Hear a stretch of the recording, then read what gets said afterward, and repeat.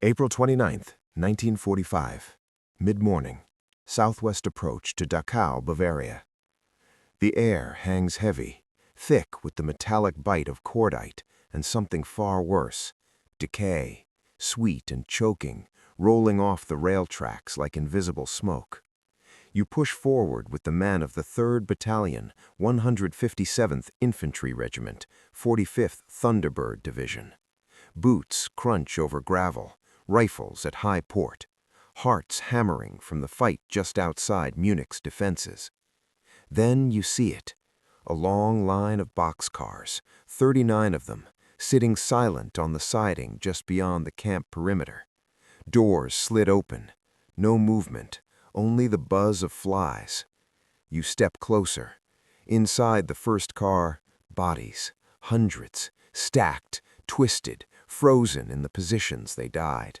Skeletal arms locked around skeletal chests, eyes wide open, staring at nothing.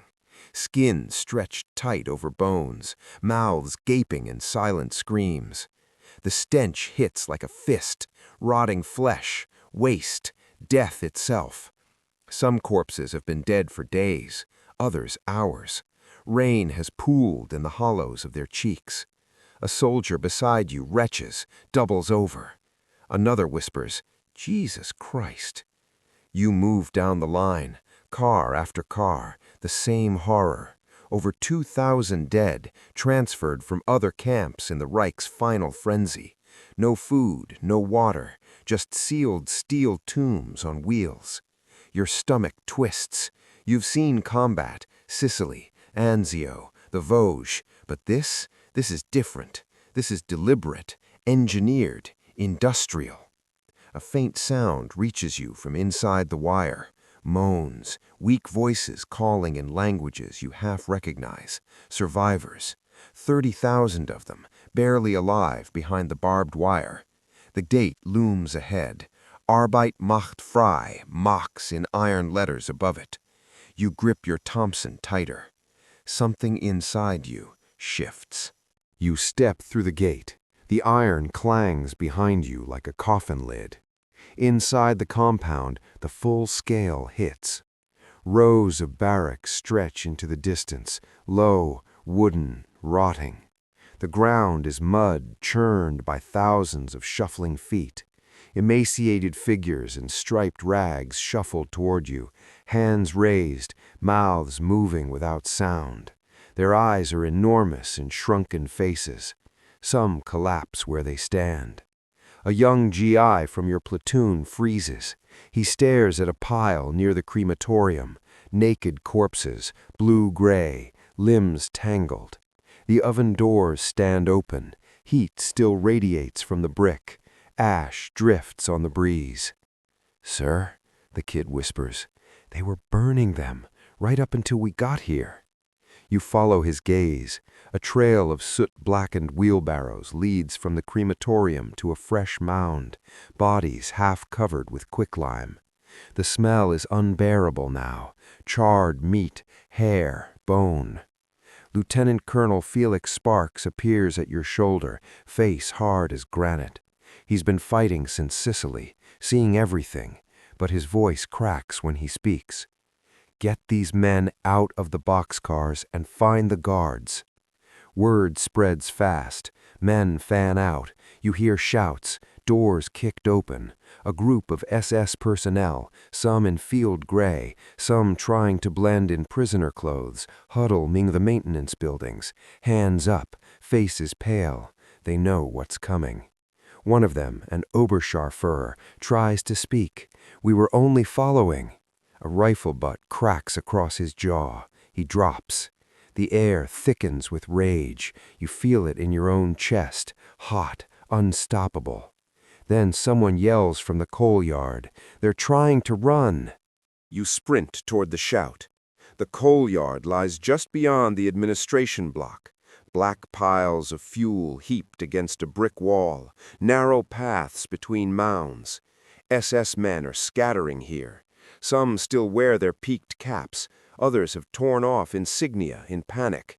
A dozen, maybe more, sprinting for the wire or ducking behind coal heaps. "Hold fire!" Colonel Sparks bellows, voice cutting through the chaos.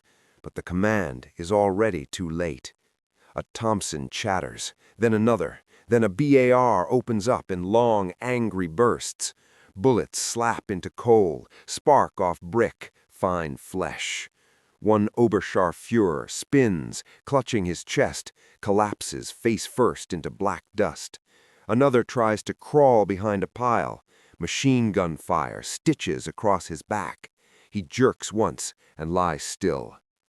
You see a young private from your company, face streaked with sweat and soot, leveling his M1 at a surrendering guard. The German drops to his knees, hands high, pleading in broken English. The private hesitates, then fires. The man topples backward, blood blooming dark on gray wool. Prisoners, those who can still stand, begin to emerge from the barracks. They move like ghosts, clutching makeshift weapons, shovels, iron bars, pieces of wood. Their eyes burn with something beyond hunger. One skeletal man, ribs like ladder rungs, raises a club and brings it down on a fallen SS guard's skull. Again, again. The coal yard becomes a killing ground. No orders given, no formation, just raw, unstoppable fury. Sparks pushes forward, shouting for control. "Enough! We're soldiers, damn it!" But the wave has broken. Men who crossed oceans to fight tyranny now stand ankle-deep in vengeance. And it isn't over yet. The coal yard echoes with sporadic gunfire now. Sharp cracks of M1 Garands, the stuttering cough of Thompsons, the deeper roar of a .30 caliber Browning mounted on a half-track that rolled up moments ago. Smoke drifts low, mixing with coal dust until the air tastes like charred iron. Colonel Sparks wades into the melee, arms outstretched, voice hoarse from shouting. "Cease fire! God damn it, cease fire!" A few men lower their weapons, chests heaving, eyes wild. Others don't. A sergeant from the 42nd Rainbow Division, late to the party but already blood-eyed, steps over a fallen guard and fires point blank into another who's trying to crawl away. The body jerks, then stills. You watch a cluster of liberated prisoners close in on 3 SS men pinned against the wall. One prisoner, barely able to stand, lifts a rusted shovel. The blow lands with a wet crunch. The German slumps. The others follow. Fists, boots, pieces of brick. No screams now, just dull, rhythmic impacts. Sparks finally reaches the center. He grabs a private by the collar, yanks him back. "You're better than this." The private stares through him, tears cutting tracks in the grime on his face. "They burned kids, Colonel. Kids!" Sparks releases him. For a moment he stands motionless, staring at the bodies scattered like broken dolls across the black ground. 30, maybe 40 SS dead already, more wounded, moaning, ignored. Then a new sound cuts through. Boots on gravel. Reinforcements from the 222nd Infantry Regiment arrive, rifles ready. They take one look at the scene and freeze. A captain mutters, "What the hell happened here?" Sparks turns, face carved from stone. "Everything we came to stop." The half-track's engine idles low, a steady growl beneath the settling quiet. Gun smoke hangs in thin blue layers. Bodies lie where they fell, some sprawled across coal heaps, others crumpled against the wall, blood soaking black into blacker dust. 30 to 50 SS guards dead in minutes.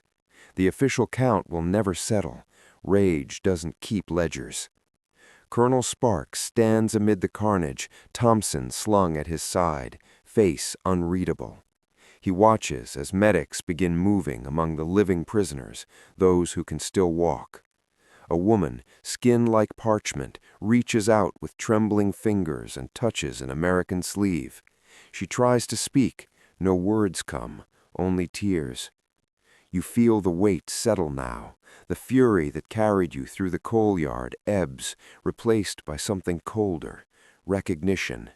These men you fought beside, farm boys from Oklahoma, factory hands from Detroit, crossed a line today, not out of cruelty, out of witness.